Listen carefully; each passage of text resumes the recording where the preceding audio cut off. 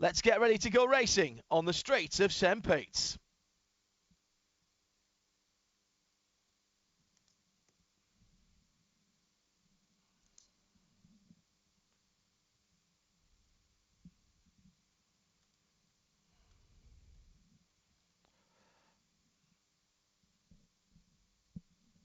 Well, hello everybody, and particularly those of you who are joining us on the live video stream on imsaradio.com and imsa.tv. Great to have your company. It's a beautiful afternoon here on the streets of St. Pete's. John Hindhaugh and Shea Adam for round 3 of the 2022 Idemitsu Mazda MX-5 Cup. Well, brilliant return to the IMSA paddocks over the last just over a year. This weekend, of course, sharing with the NTT IndyCar Championship. 30 cars are lining up, 30 multicoloured pocket rockets, purpose-built race cars transformed from street running MX-5s by the Fliss brothers up in Daytona, Florida. They take a standard road-going MX-5 and strip it down pretty much to its component parts. About the only thing that they don't do anything with is the engine, which is sealed. We're on the streets of St. Petersburg, 14 corners. Not exactly a typical street circuit, just on 1.8 miles. The long run down the airfield runway to turn 1, always a big action area there. Then the braking area, turn 4 onto 2nd Avenue of 1st Street. And then as we run round the back, down towards turn 10 on Brayshaw Drive, another opportunity for some overtaking. Then it's the fast sweepers through 11 and 12, and then the hairpin at 13 and 14 brings you around. Shea Adam, veteran now of IMSA Radio and of Radio Le Mans, is with me. Just 30 cars. Shea, we were expecting 31. What was the story about our missing driver? Contacting qualifying for Max Opalski and Copeland Motorsport meant that no new car, which was needed, could be found. The team is still working to try and get Max a car for tomorrow's race, but it means that the driver of the number 2 will be watching this one from the sidelines. And as the cars roll out, we are expecting the usual brilliantly entertaining battle with 45 minutes on the clock. Let's take a quick look at the Mazda starting grid, and it's a great story at the front for a former winner of the Mazda Scholarship, taking his first pole position for JTR Motorsport. It is Glenn McGee who will start on the number 23 with pole position. Gresham Wagner, championship contender, in second place for Spark Performance on the outside of the front row. Tyler Gonzalez on the inside of row 2 in third position. The 51 for Copeland Motorsport will start alongside Michael Carter for Carter Racing Enterprises in the 08 red, white and black car. Sam Paley, top rookie last year, in position 5 in the 28, no longer a black car, now a blue car for Macumbi McAleer Racing. And Jared Thomas for JTR Motorsports with that distinctive yellow roll hoop in the number 96 is in 6th position. Chris Noons, Formidable Racing, is in 7th position in the 32 car. Then, to finish off the top 10, it's Caniero, Piscatel, Celine Roland for Hickson. Jensen Ultimate just outside the top 10 and 11th. Joey Atanasio is the second best of the rookies after Bruno Caniero, down in 8th position. And to round off the 20, it is Lee, Fasenacht, Thomas, Opalski not there. That's the car that's missing the number 2. Then Jourdain, Johnson, McIntosh and Riley for your 20. So that's how they line up. And we have got them beautifully together as they come round onto the runway. The Mazda MX-5 safety car pulls to the right-hand side and into the pit lane. We wait for the green flag for round 3 of the Idemitsu Mazda MX-5 Cup for 2025. The green flag is in the air, and already people breaking out the line, and that's going to get the interest of race control. You're not supposed to break out of your ranks until you get to the start line. Down the inside is the favoured run, but going all the way around the outside, that's a very, very brave manoeuvre there in that multicoloured car. Looking further back, we'll get to the leaders in a second, but did everybody get through? I think they did. A little bit of a scary moment for Moise Oreski further back, and now it's 4 wide going down into turn 4 for the first time. And just again, everybody playing well with each other at the moment. Shea Adam as they go through. Cracking start from the front row. Gonzalez was very quick across the line, and he leads it out from Paulson and McGee in second. So Tyler Gonzalez from Glenn McGee, from Jared Thomas, who's come up from a couple of rows further back. Gresham Wagner about where he started, and Michael Carter. Then Sam Paley, Joey Atanasio's had a good start as well and made up some positions in 7th in that number 43 car. That's the black car with the green stripes through turn 10 on Bischoff for the first time and coming out to complete the first lap. There's been some big moves at the front of the field, Shea Adam. Yeah, there have been. Jared Thomas, namely the first one of those, started 6th up to 2nd already and putting a lot of pressure on Tyler Gonzalez for the race lead. It should surprise no one that Celine Roland was aggressive off the start. He knows these runways very well, being a pilot who comes and frequently lands on them just for a lunch break, as you do. But the start is under review, John. We have had that confirmed by race control. So they're not only looking at the car that jumps out of line, but perhaps anybody making a lot of positions up early on, capitalizing on the confusion at the head of the grid. Shea Adam alongside me, John Hindorf, as we are ready for great action this weekend, and it's already starting to boil up nicely at the front of the field. Tyler Gonzalez then from Thomas in second place. Jared Thomas with that yellow roll cage, you can always spot his car. Big dive down the inside, further back down the field. That was the fast act of one of the rookies there, the McCumbee McInerney Racing, and he was right with Jensen Holtzman, his teammate. Now black number 15 having a look down the inside, and I think he got the position done there. And into the wall.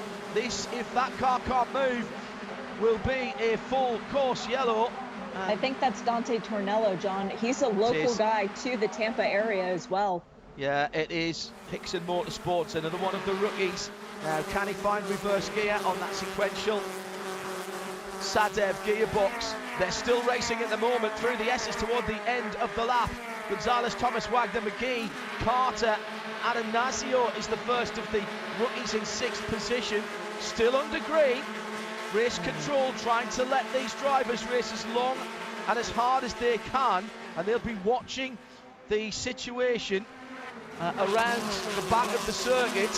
Lovely dive down the inside by Thomas into turn 1, and he takes the lead from the orange, black and white car of Tyler Gonzalez. So Thomas now for JTR leads it. That was a classic manoeuvre. So difficult to get your braking point right there because there's a change in surface at the end of the runway where the paint is, but it is Thomas that leads in that silver car.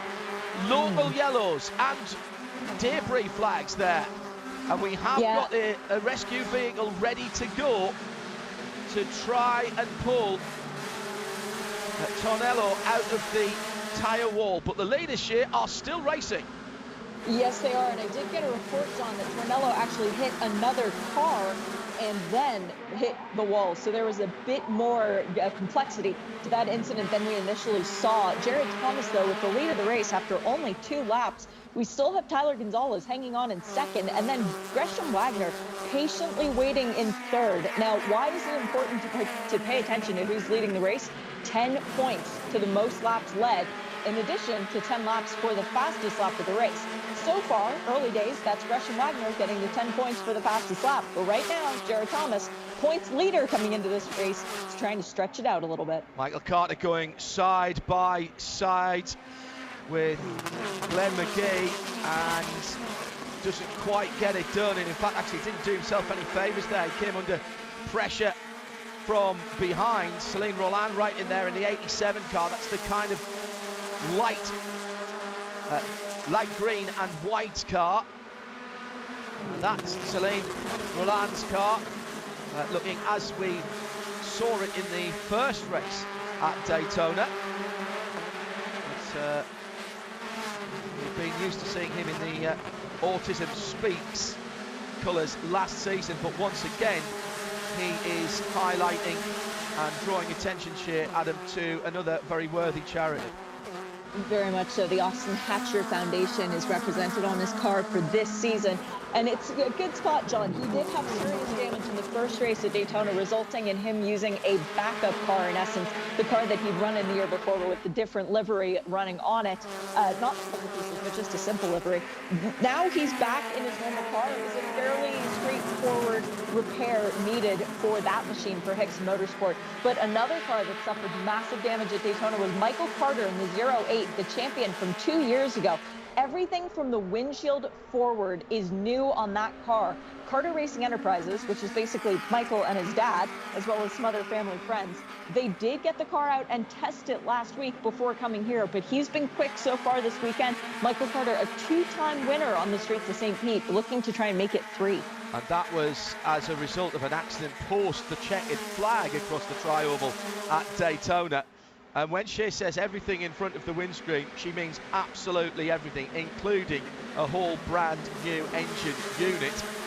Probably one of the easier things to do, because that is nothing you can do with that engine.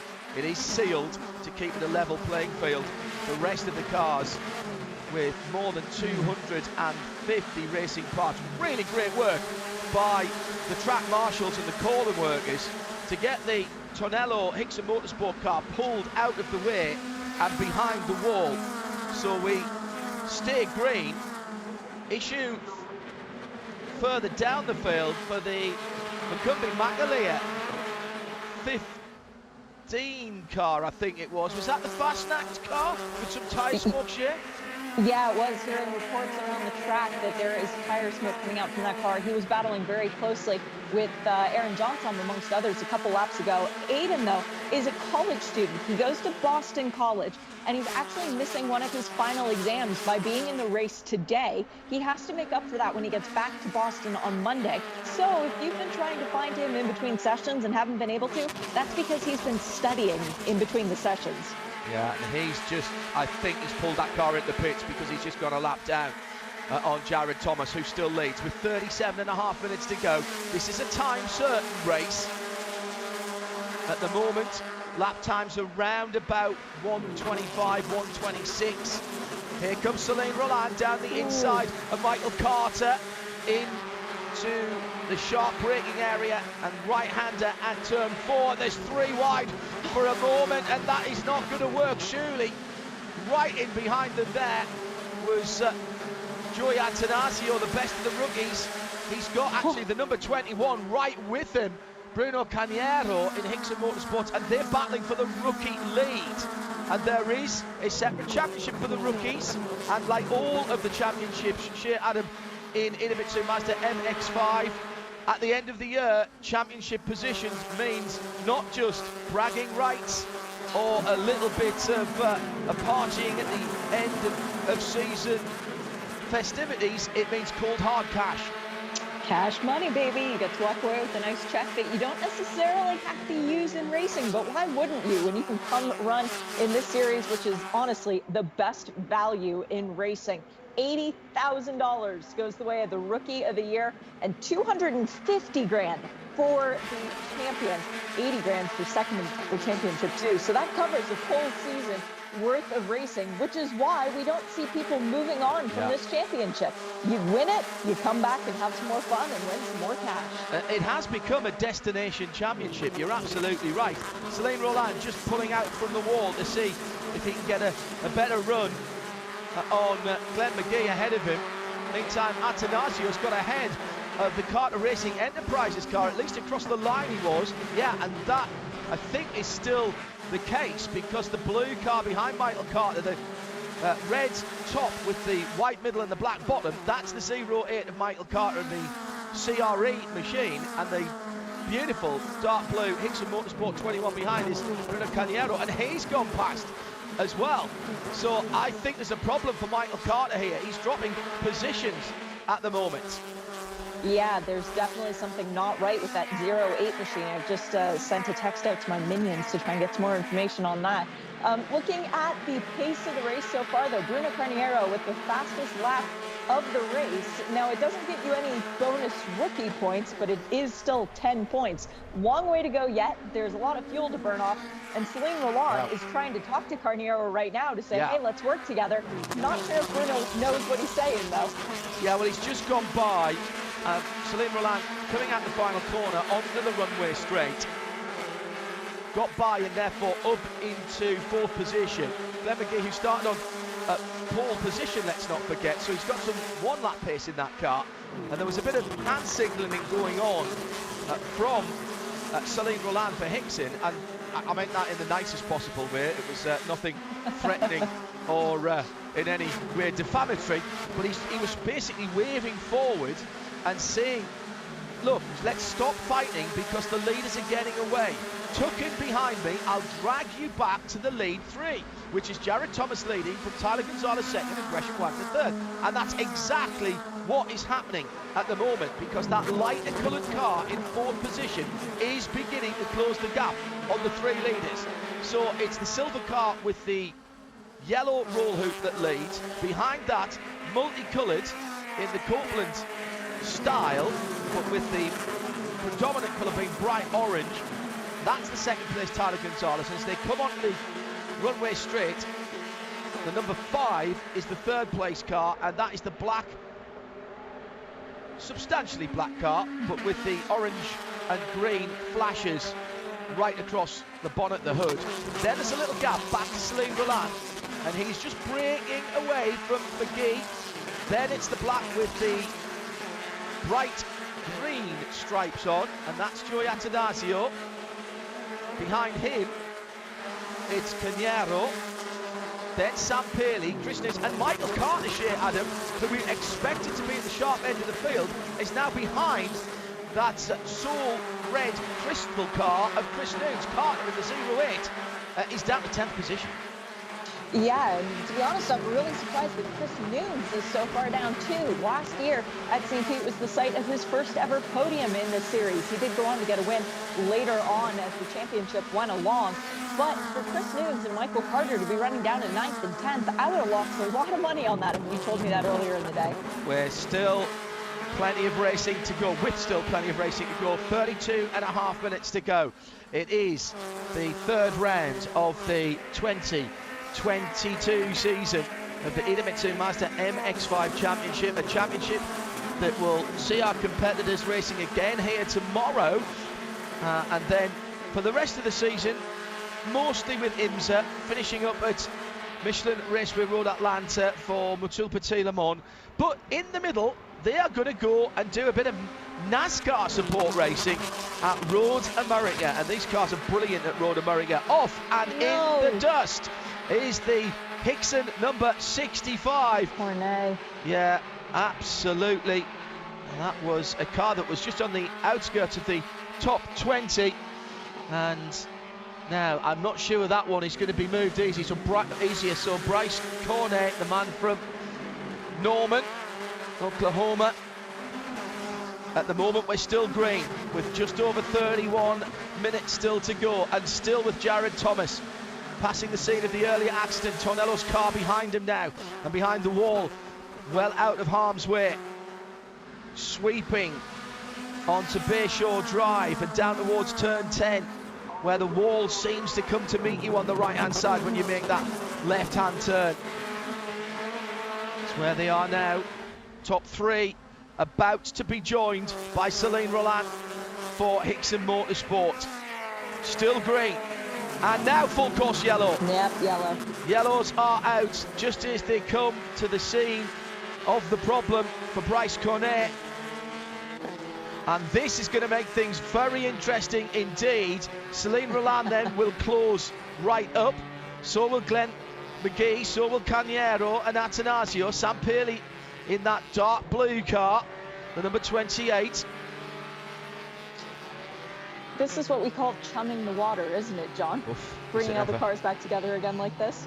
To use a fishing term, yes, I think you'd be absolutely right. What a perfect way to describe it. Everyone is going to be back together. I think that's going to need some assistance to get Bryce Cornet out of his issue. The car is dug down. I don't think it's had that big a hit, if I'm honest, Shea, into the tyres. Looks like he missed his braking point. The tyres, the banded tyres, right in the middle of and between turns 13 and 14, absolutely have done their job, and he's sort of bounced off them a little bit, but he's dug down through the top of the turf, and it may be that I can't see on the left-hand side of that Hickson Motorsports number 65 that he's got some steering damage to the left front, but he's staying in the car. Earlier on, it was the other. It's not been a good run for Hickson, has it? Because the other car that's out of this race and has more damage was the Tonello car. Oh, and he got hit by... Now, well, that's very interesting, because he got hit. Well done to our replay team. Was that the... And that was the 76 of Matthew Dirks, John. Yeah. That's one of the MMR cars. Yeah. But actually, that car had a penalty called on it right before we went to full course yellow. That was the car that we saw that pulled out of line at the start of the race. So for Matthew Dirks, it's been an eventful one for all the wrong reasons. But as you very rightly say, Hickson Motorsports not having a good showing this weekend yet so far anyway. And it all started, if you would believe it, with Andrew Carbonell, who is the coach for that team and a Mazda staple for many years. He got the blue flashing lights behind him on the way to the track the other day to kick things off. So perhaps that was a bad omen for the team.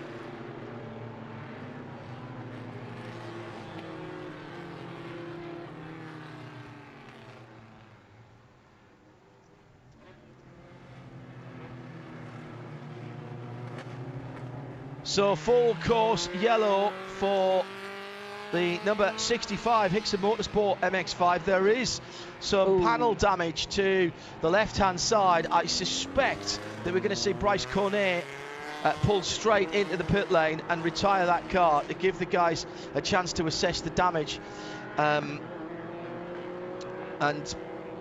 get working on that car. They can't, of course, Shea, take it back to their paddock area, because the layout here means that there's an opening that they've got to go through. They would have to go through to the other side of the track, effectively on the other side of the airfield.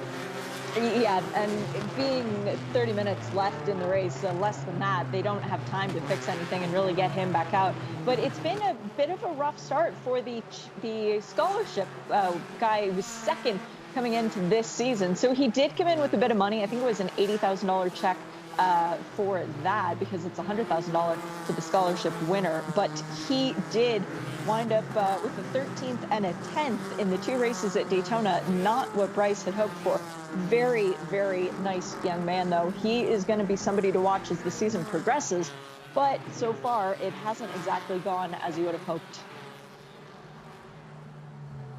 Cleanup has almost been completed, and in fact,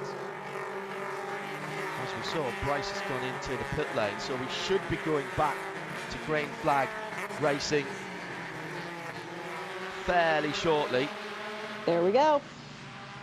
Flag is in the air, and we are back to racing in round 3 of the 2022 IMSA Mazda MX-5 Cup here on the streets and the airport runway of St. Petersburg. The first of 2 races here this weekend. Celine Roland goes to the right, then to the left. Huge dive down the inside by Gresham Wagner, but he can't get the car stopped, and he'll give the place back. It was second place he was trying for. He had it for maybe 15-20 yards, but that was it, as Tyler Gonzalez does the old over and under. And now everybody's spreading out. 1, 2, 3, 3.5, 4 wide, going down into turn 4.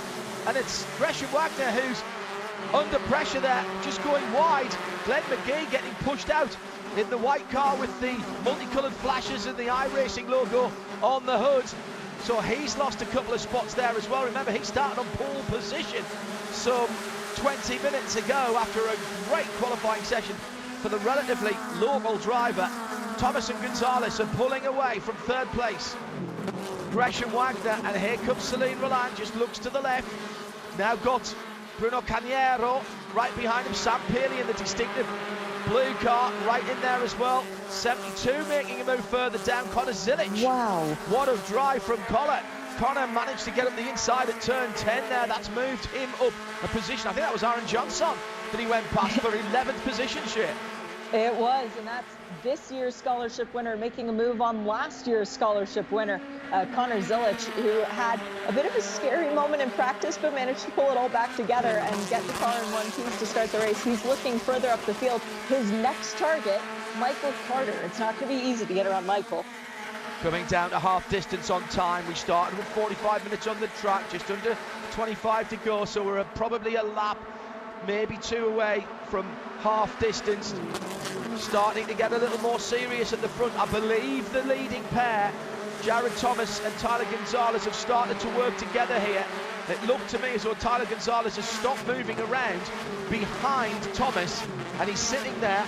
It is a fact of aerodynamics that two cars can go quicker than one, and if they're very close, particularly with these open top Mazda MX-5 Cup cars, they do make quite a big hole in the air, and you can effectively have an aerodynamic push. And these cars, well, drafting is so important. It's a massively important skill for these young drivers to learn.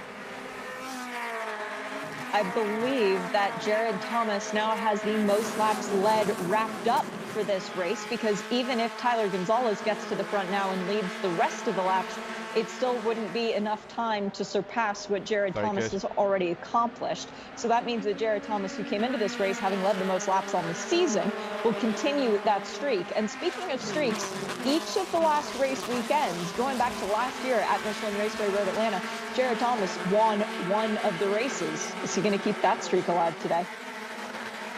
Great work again by our recovery crews that have kept the yellow flag period, the full course yellow, down to a minimum.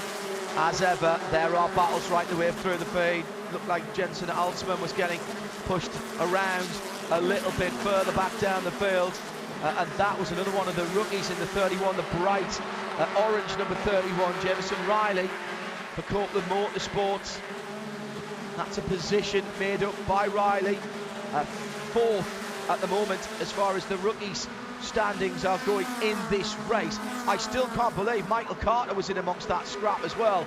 So there's clearly, it's not all wine and roses for the former champion, and the Carter Racing Enterprises number 08, after all that hard work, not racing as well as Michael would like it to.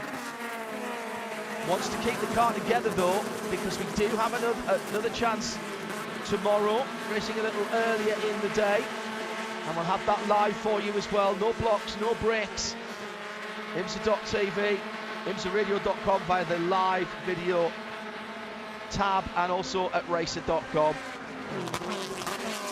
So the leading pair, with what in Mazda MX-5 terms is actually a comfortable lead at the moment. It's probably only about 10 car lengths, but we're talking about a second, maybe a little more than that. 1.2, 1.3 as they went across the line. But that is a decent lead. Roland pulls out from behind Gresham Wagner in that lighter coloured car. The pace that's been set at the front is very impressive. 1:25.2, the best lap of the race for Glenn McGee in the JTR Motorsports car, but he's languishing down in 9th position after starting on the front row. And the pace of the front runners, John, Thomas did a 25.2 that last lap around, Gonzalez 25.3, Wagner 25.4.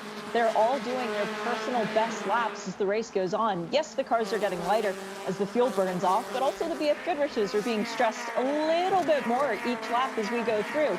So in terms of best lap, Glenn McGee still holds on to that, but for how much longer? Yeah, very good point. Very good point indeed.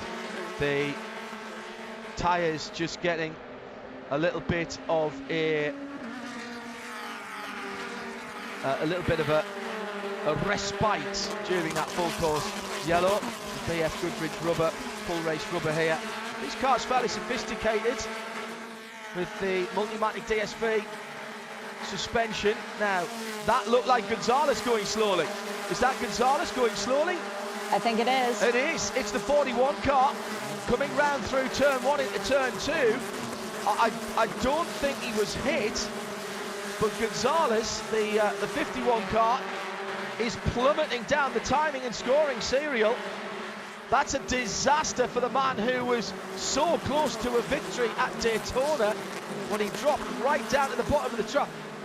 Well, he did win the first race of the season, John. He was the victor in that first race at Daytona, and then 20th in the second race. A disaster in the second race, which ultimately dropped him down to 3rd in points coming into today. He was looking good to try and maintain or at least jump ahead of Gresham Wagner in the championship. Not going to be that way after the end of today's race. Absolutely hammering the steering wheel in frustration and disgust, and that's left Jared Thomas out on his own. Now you might think that's great. Nope. But that means that Gresham Wagner and Celine Roland have got a chance to drag back up to him side by side behind further down the field, as a big battle for some of the minor places. That's Moise Ureski's right in amongst that. And Moise has the expertise, John, of already having run in a race today around the streets of St. Pete in a GT4 car. His first time in that car, and he got a podium. So Moise Ureski running on a high. New livery on that car for this year with the Bull, but it is still the same McCumbee McAleer team behind him. Yeah, I think he was having a battle with Woody Hyman, wasn't he? The JTR car, and ahead of them is the number 88, and that is Sean Varvig. Yeah, the man from Illinois in the JTR. You'll notice that we're mentioning the same names of teams over and over again. There are some real super teams here running multiple cars. JTR, Hickson, McCumbee McAleer Racing, full course yellow. Full course yellow. Now I can only presume this is for Tyler Gonzalez, who has not got his car back to the pit lane. Yellow flags are out around the circuit, double yellows, with just on 18 minutes to go. It's our second full course yellow, and indeed, my fears have been confirmed that Gonzalez, I can't see any damage on his car. I think also from his demeanour behind the wheel, Shea, and the frustration he was showing, I think that's some kind of mechanical or engineering issue on that car. It's so unusual if that's the case. These cars are normally bulletproof, but I don't think he's got drive on that car, so there's either no engine or no drive. Yeah, the radio message that I got was it's a transmission issue for Gonzalez. That's what he radioed in. So unfortunately that day is over for him, and he's going to drop way down the championship hunt, because there are still 26 cars running. If you want to follow along on the timing and scoring, our colleagues at Alcamel have all that for you. If you just search for Alcamel IMSA, you'll get the live timing. I won't read you out the full URL. I'm sure you can find that yourself. Or, of course, you can go to imsa.com and follow the links from there as well. There's live timing, and there's a positional chart as well, the dancing ants. So Gonzalez down into turn 1 looked fine. There was a little bit of a little wobble coming out of turn 1, and I think transmission's a good shout. I think as he was shifting back up again, he's maybe lost drive there. Quick look at some of the other drivers. What a drive it's been for Michael Staub, who had very little opportunity to drive the circuit in practice. In fact, only got out in qualifying with a real planes, trains and automobiles trek to the track. Yeah, very much so. Poor Michael. He lives in Tulsa, Oklahoma, and he found out on Wednesday that he was not going to be able to fly to the track, so he and his wife Abby drove here. Abby doing the grunt work, driving through the night as we go back to green, through the snow and the sleet. Well, Michael has gained 7 positions so far. He told me before the race began that he was going for the Hard Charger Award, passing the most cars. Here's another opportunity. So another good jump from the front. This time the car in front did get the advantage, Jared Thomas, and immediately the battle has resumed for second on down. I know Sam Pearley's right in there as well with the blue car. Here comes, well, big defensive move by Gresham Wagner. He's in the middle of the track going towards turn 4, the right-hander into the chicane area. Normally you'd say it's follow my leader through there, but this is Idemitsu Mazda MX-5, so they'll find room to go side by side pretty much anywhere. Defying the laws of physics, it seems to me at times. Position made up there, I think, by Chris Nunes, who was pushing his way through. No, he's still behind Pearley. So Thomas, Wagner, Roland, Cañero, the best of the rookies in the number 21 car, just sitting right in behind Celine Roland in that red, white and black car. 72, Connor Zilic now up inside the top 10, and he's just gone by Glenn McGee, I think. So that's a position for him. He's third in the running as far as the rookies are concerned. It's Cañero from Adanasio, 4th and 6th overall, and then I think 8th overall now as they go across the line. I'll confirm that. Connor Zilic is the third of the rookies. Under 15 minutes to go, Shea. We're into the last third of the race. Jared Thomas making a break for it yet again, stretching out a lead, trying to get away from Gresham Wagner, but more importantly, get away from Celine Roland, the guy who won here last year in one of the 2 races. Michael Carter a bit further back is the other race winner, not looking like he's going to be contending for the win here today, possibly tomorrow, but Celine Roland is somebody who, if he gets a sniff of a win, he's going to go for it, and Gresham Wagner knows it. That's why he was being so aggressive through this complex of the track the last time around, but no attack being mounted as of yet. Connor Zilic, though, with that pass on Glenn McGee, what an impressive move from this young man who does make aggressive statements like that to let everyone else know he's here, and he's here to get to the front. And he's not just playing in the rookie ranks either. We've seen him right at the very front end of the field. We saw him in his first races in the big show at Michelin Raceway Road Atlanta at the last event of last year, and he proved, I think, there that he has worked his apprenticeship and he's ready to go and play in the big leagues, and that's what he's doing. I had him marked out as a championship contender for the overall this year, and certainly for the rookies as well, and he's living up to that. Strangely, I haven't completely cursed him, so that's normally what happens when I mention anybody's name. Sam Pearley pulls out a line in the dark blue car going down the runway straight towards turn 1. But again, Thomas just a 10th or so quicker and pulls out to almost a full second. Michael Carter in defensive mode as he's sitting in 10th with Aaron Johnson, Justin Piscatel there as well. Then it's Riley, Oldsman, Jourdain, Lee, Warwick, Moishe Aretsky, Uniheimen and Starb for the top 20. Side by side again. And again, it's the Riley car, that bright yellow car. You can't miss that one. And again, it's the battle between him and Oldsman. 13th and 14th position they're battling for. The 31 of Jameson Riley holding that position. Who's that in behind them at the moment? That is Jourdain, isn't it? Yes, with that light blue coloured car. Scraps as if it was the last lap of the championship all the way through the field. This is typical Idemitsu Mazda MX-5 Cup racing. In fact, in some ways, I'd say, Shea, that we're seeing perhaps a little less aggression, believe it or not. And people watching this, if you're watching it for the first time, you might think I've absolutely lost my mind here. But there's no room for error here, and everybody wants to get to the next race tomorrow here. So there will be, I think, being slightly more conservative than usual.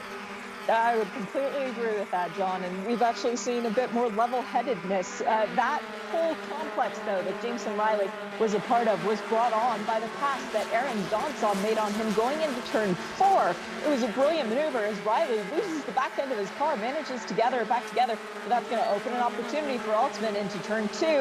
Not quite close enough to make any sort of aggressive move, but you're right. The hang on a second, Shea. Lunges is what we're used to in this series. Oh, certainly is. I thought Altman was going to pull out there, and Jourdain is right in there as well, trying to find a way through. These three slowing themselves down. Then it's the gold-coloured car, the gold wrap on that car really standing out. That's Rossi Lee, the Spark Performance. Can't miss that one in the paddock or on the track. Michael Carter still struggling in 10th position, 25.4 last time around. That's only a tenth away, in fact under a tenth, half a tenth away from the leader's pace, but he's lost nearly 5 seconds to the leader. And more to the point, there are 9 other cars between him and the front of the field, and that's not where I expected him to be. Chris Nunes, who we were expecting to be further up the field, well, since the restart, he's up to 5th now, so that's much more where we'd expect that dark soul red crystal car to be, Shea. Particularly considering coming into this race, he was 2nd in the championship and only 30 points behind his teammate from last year. That would be Jared Thomas. Well, Jared has led almost every lap of this race, so he's going to get 10 additional points. And if he can hang on and get the win, that's going to pad it out even further. So Jared Thomas, if he stays where he is, and albeit we have 9.5 minutes to go, and there's no guarantee that'll happen, he will extend his championship lead. But Chris Nunes helping his argument by moving up front even further. Celine Roland, though, stands to benefit the most from anybody. He should move up to 2nd in the championship if all stays as is. So he doesn't have to make those big moves. He can try and do something in the second race. Another position lost for Michael Carter is Justin Piscatel in the Macumbi-Macaleer Racing, the light blue car with the yellow wheels. That one, that's how you can spot that one. It's another car with a coloured roll hoop, but it's the yellow wheels that really makes that one stand out. Justin up to 10th position, Michael Carter down to 11th, and just about 9/10 of a second ahead of Aaron Johnson for Spark in the 12th position. 8.5 minutes to go. Beautiful day. Remember, St. Pete's is the place you come for sunshine. If there's a day without sunshine, the local paper is free, and they haven't given away many in the last 100 odd years that publication has been running.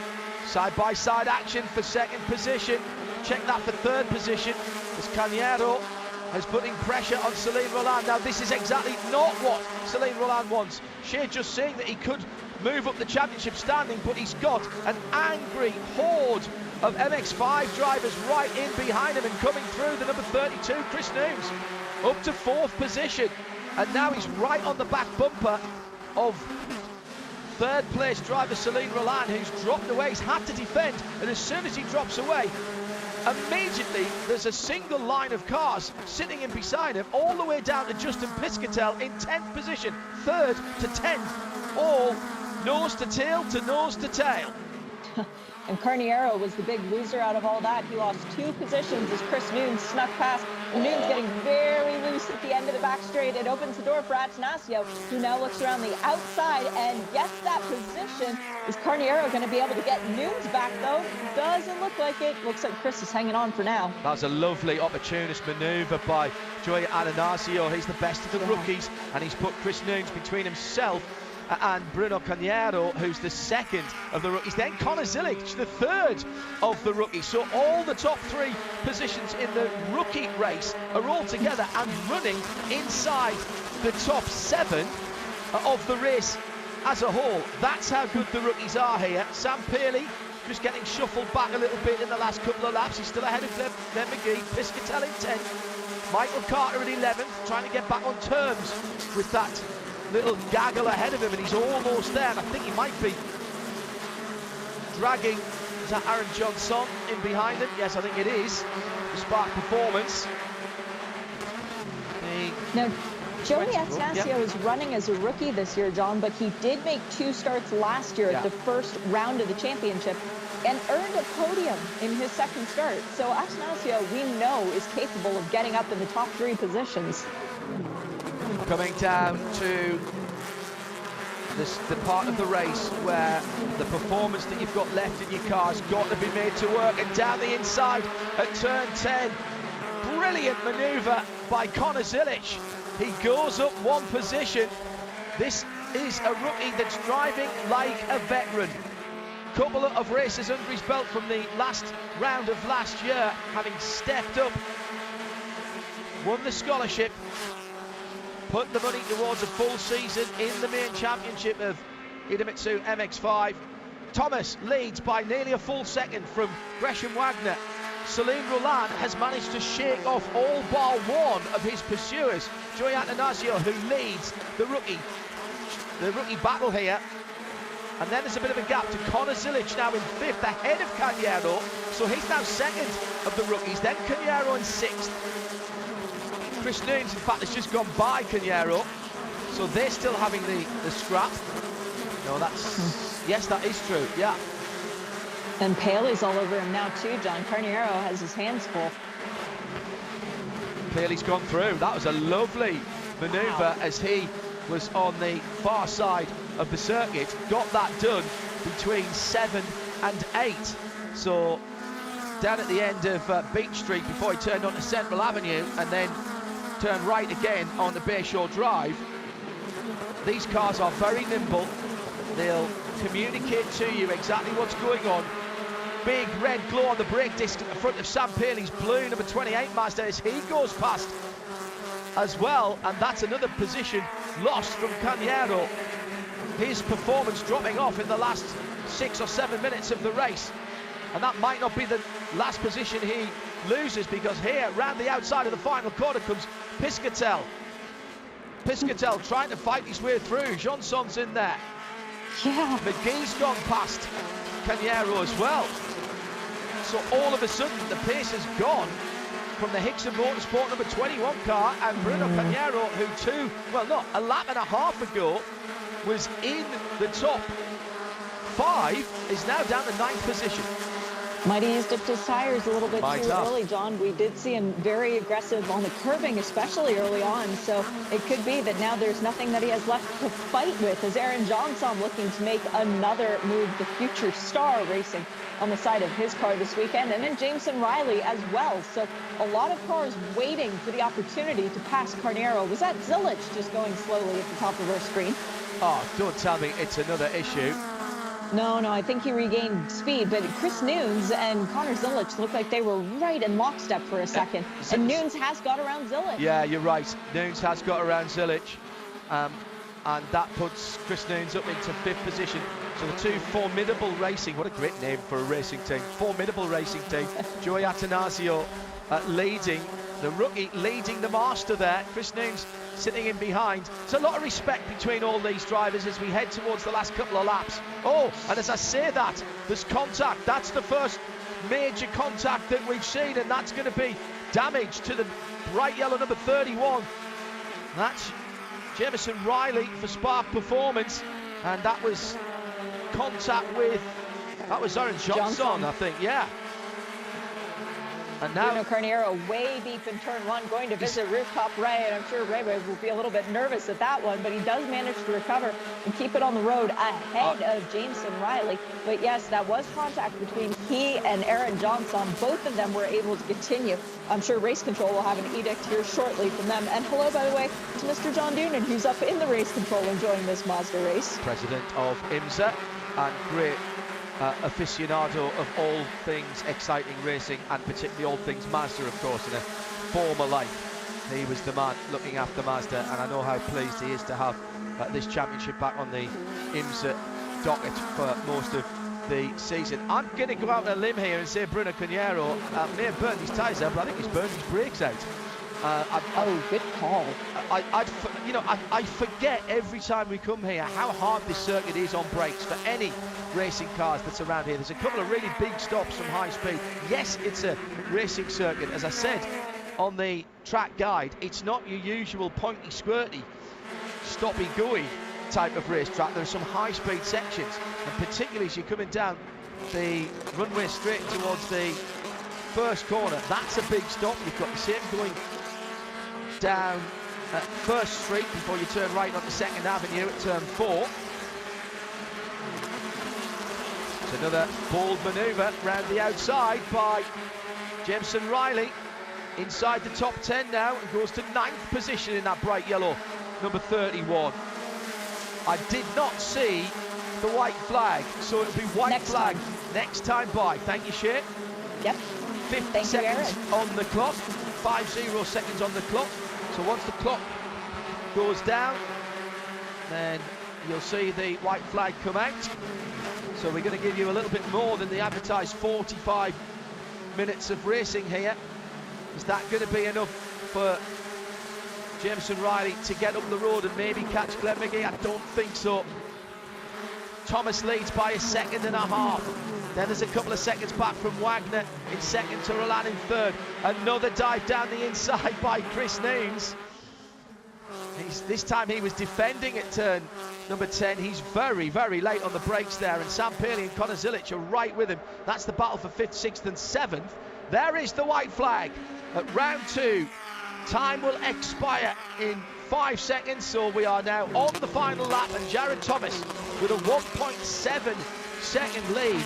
This has been a fabulous run from Jared. This is not MX-5 racing as we know it. 1.7 seconds was pretty much the gap between first and second for every single race last year. I mean, cumulatively, if you added them all together. Yeah, I think our total, John, was 6.6 by the end of the season after 14 races. So all of the Mazda statisticians are going to be very upset with Jared Thomas for blowing out the stats this much, if indeed it stays that way. Gresham Wagner, though, is still charging, and he gained a 10th back on the leader through the first sector alone. Change at the bottom of the top 10. Bruno Caniero has got by Jemison Riley, and that is a battle for position and the third step on the box for the rookies in this race. So the red, white and black car ahead of the yellow and black car. They're going on to Bayshore for the final time, and that's for third position in the rookie race. First position in the overall is Jared Thomas. He's got just the final 2 right-handed corners. Sun will be in his eyes. He won't mind that at all. He can see the checkered flag being ready, and the VP Racing Fuel checkered flag is waved. Right on the line, the lights flashing, and Jared Thomas for JTR wins round 3, the first of 2 challenges around the streets of St. Pete's this weekend for the Idemitsu Mazda MX-5 2022 season. Gresham Wagner takes good points in second place for his championship charge. Celine Roland in third. He'll move up unofficially, we think, to second in the championship with that third place finish there. He will for sure, John, because he was 50 points behind Nunes, and Nunes finishing well outside of the top 20 with Celine Roland. No. Nunes is in 5th. Oh, sorry, Nunes in 5th. Yes, it should still be a swing in terms of Roland. I think 40 points. It's going to be close. I'm going to have to do the math on that one. But we had a bad last lap for 2 drivers in particular, John. We had John Joe Duane spin on his own in turn 4, and he was still there at the checkered flag. And then Connor Zilic, a terrible last lap. He comes home in 17th, and he goes from being amongst the top of the rookies to down in 5th in the rookie standings once again. Well, he was second in the rookie race there. So that means Bruno Caniero is second now, and Jemison Riley gets third in the rookie standings in 10th position overall. No doubt about our winner got to the front and controlled the race. Jared Thomas, JTR Motorsport, heading towards pit lane. That's a cracking race. Led most laps. Didn't get the fastest lap. That, I think, went to Justin Piscatel. Yes, it did. Just a couple of laps after the final restart. So plenty of points haul for Jared Thomas and JTR Motorsport, who comes home and wins round 3 of the 2022 Idemitsu Mazda MX-5 Championship from Gresham Wagner for Spark Performance in the number 5 car in second, and Celine Roland making a move at the top of the championship standings for Hickson Motorsport, the 87 car. That's the only real little ray of light for Hickson, who lost 2 cars early on with the Tornello car behind the wall, and then Cornet bringing out the full course yellow, but at least Bryce did get that car back to the pit lane, but he didn't go much further. We only, I think, no, Cornet did get that car back going again. So it looks to me as though we had 25 finishes. Shea has done the points unofficially. Here's the Mazda point standings. Okay, we've got 990 points for Jared Thomas as he holds on to that championship lead. In second, it's still Chris Nunes, but it could not be tighter. He has 860 points to now 850 for Celine Roland.